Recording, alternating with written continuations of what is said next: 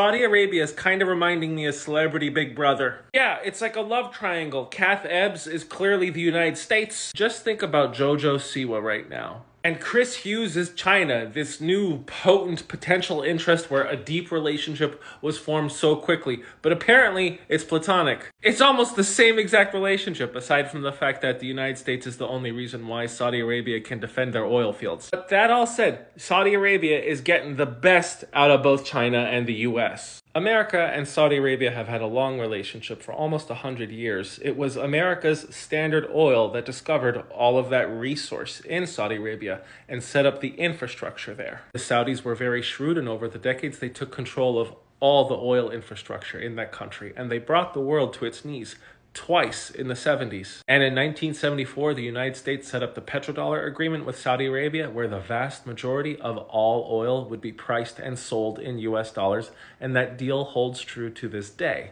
And in exchange for this relationship, the United States guards the Saudi oil wells and the royal family from any hostile entity, at this point, possibly Iran. But this relationship has been quite shaky, and there's been a large decoupling of interests from Saudi Arabia and the United States. Not fully, but enough. And then here comes China, the world's second largest economy and by far Saudi Arabia's top importer of oil. They both share a kinship in the resentment of America's hegemony over the years. 2 years ago, it was China's diplomacy that orchestrated an agreement between Saudi Arabia and Iran to set up their embassies in each other's capitals once again. And right now, out of Saudi Arabia's 100 projects around the world, 50 of them are in cooperation with China. China is Saudi Arabia's #1 trading partner, and for China, the Saudis are the largest trading partner in the Middle East. They import and export cumulatively about $100 billion annually. But the clincher that China has over the United States when it comes to Saudi Arabia for now is that they are willing to show the Saudis nuclear power in time. So the strong relationship that Saudi Arabia has with China and the US allows this country to express a lot of leverage over both of them. Now, I'm not saying that